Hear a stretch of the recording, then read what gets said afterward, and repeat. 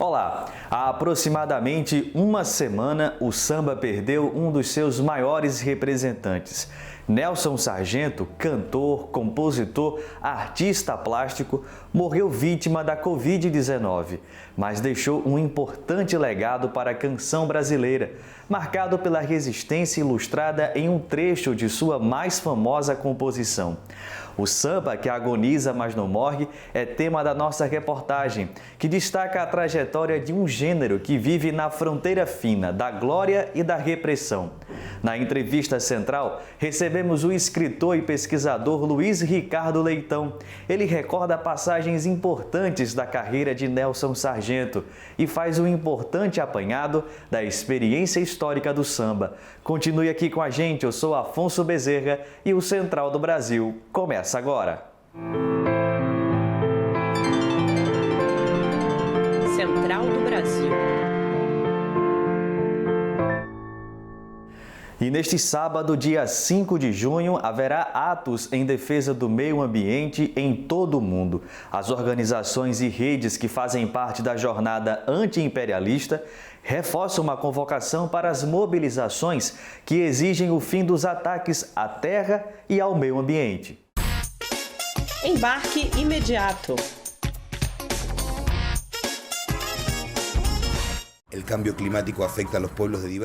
As mudanças climáticas afetam os povos de diversas partes do mundo, mas não são a única consequência da crise ambiental.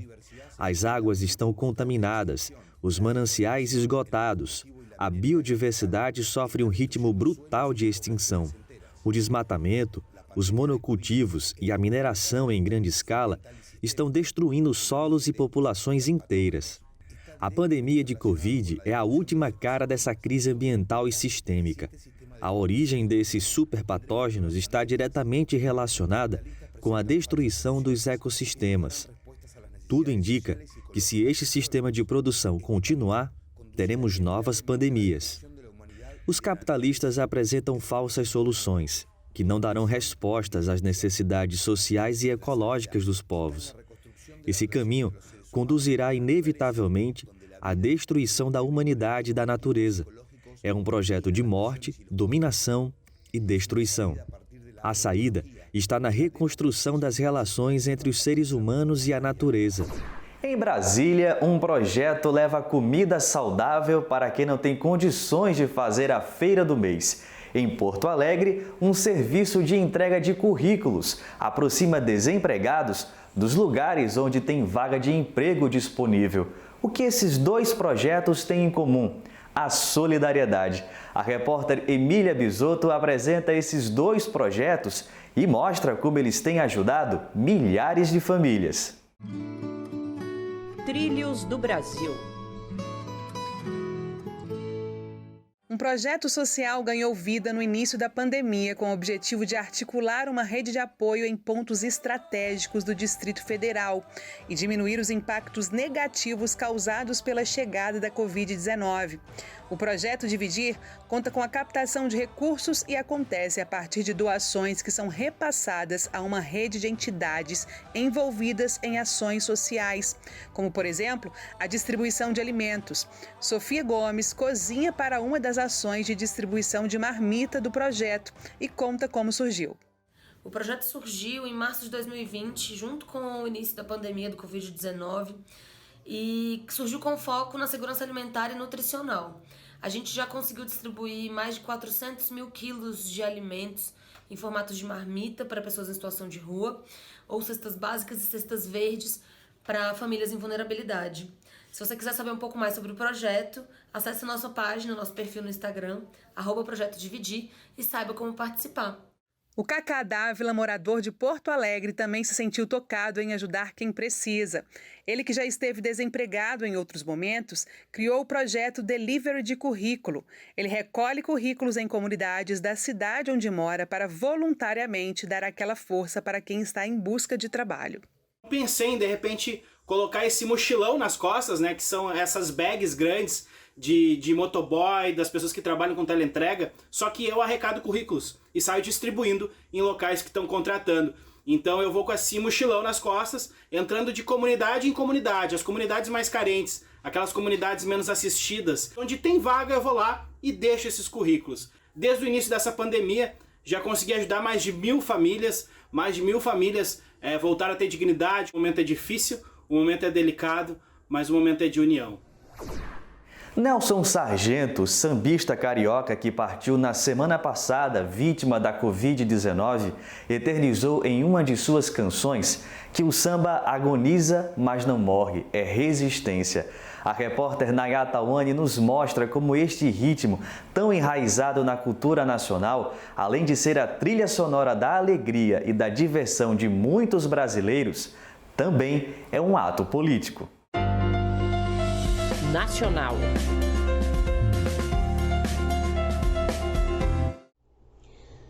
Samba agoniza, mas não morre.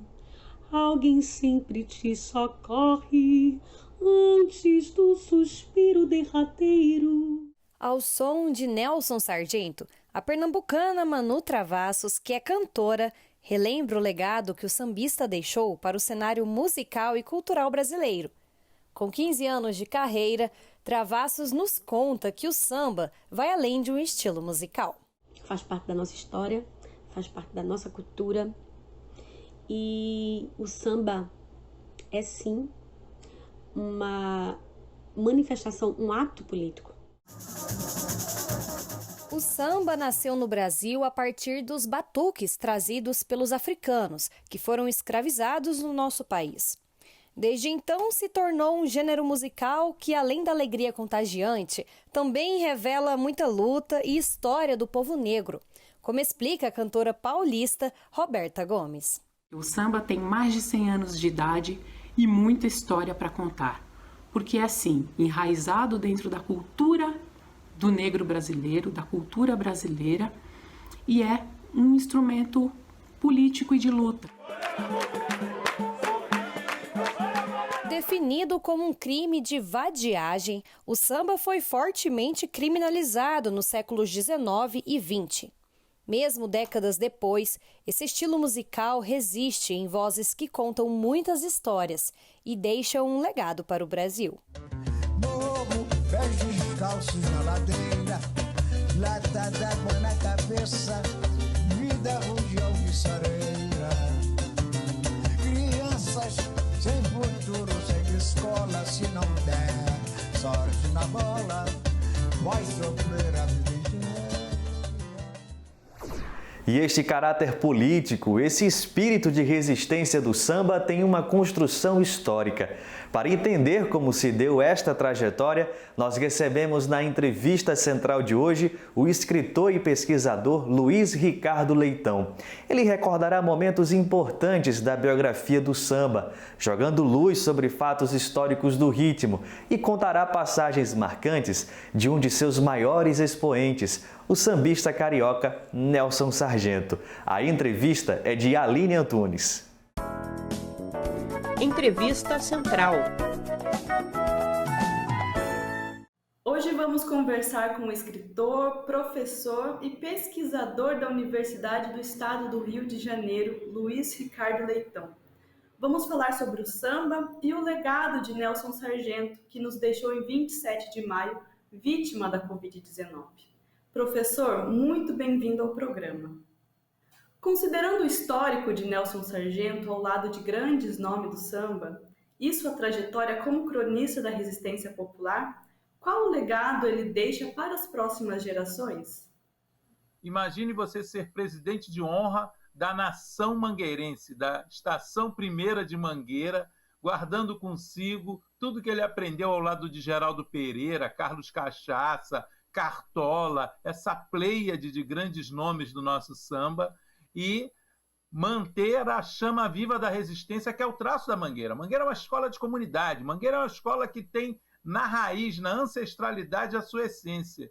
E ele era uma espécie de griot que mantinha esse facho luminoso, um farol para dizer, o caminho é esse, vamos seguir resistindo como resistiram Cartola, Carlos Cachaça, o Bloco dos Arengueiros, aquela turma toda que fez o samba suplantar as hostilidades, a violência da Primeira República, da antiga capital federal. Então, esse legado não há como. A Mangueira vai seguir nessa trilha que hoje, nos seus desfiles, todos nós vemos, né? É confrontar a violência do Brasil fascistoide que temos. Nelson Sargento foi um artista completo. Pintava, escrevia crônicas, era compositor e cantor. Hoje, em plena pandemia, vemos muitos artistas como ele passando por dificuldades financeiras. Como a Lei Aldir Blanc pode ajudar os artistas a se fortalecerem nesse momento?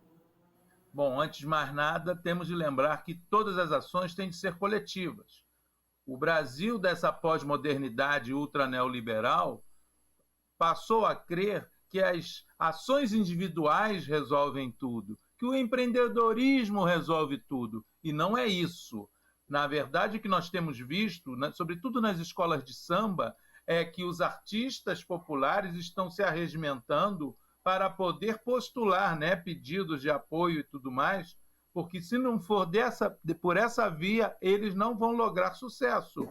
Para usar a lei, é preciso que haja comunidades de artistas, de territórios devidamente organizadas para poder usá-la da melhor forma possível coletivamente.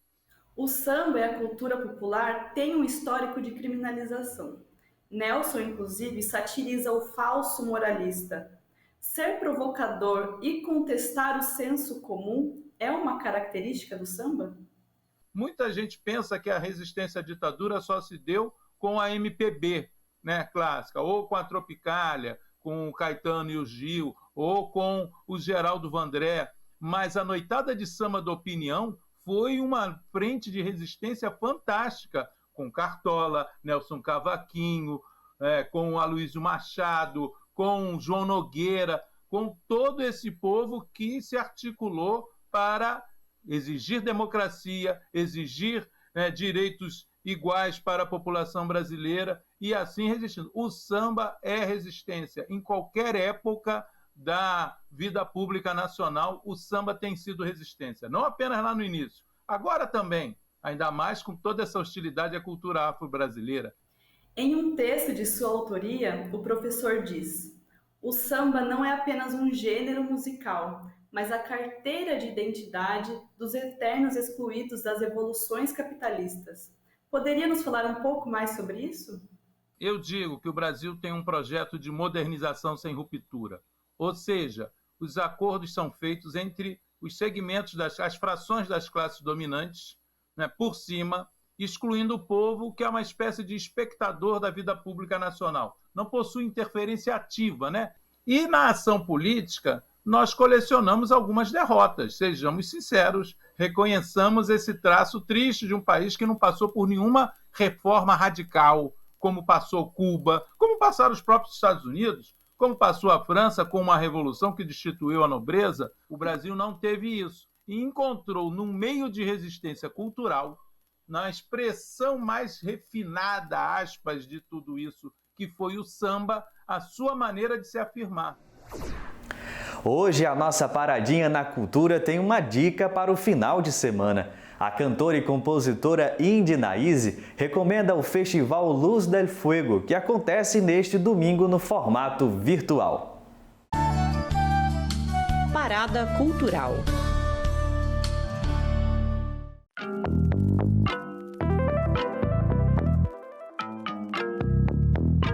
Olá, aqui quem fala é a Indy Naise e eu venho convidar vocês a assistirem a minha apresentação no Festival Luz del Fuego, que acontece agora, dia 6, domingo, das 14 às 19 no YouTube.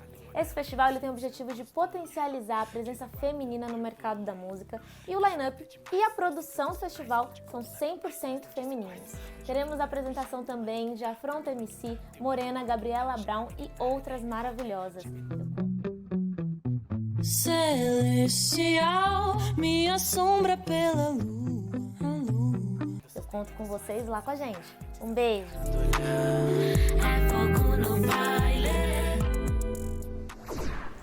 Tá anotada a dica, o Central do Brasil fica por aqui. Para rever este ou outro conteúdo, é só acessar o nosso Instagram, @Programa Central do Brasil. Você também pode ouvir o programa na sua plataforma de podcast preferida. Um bom final de semana e até mais!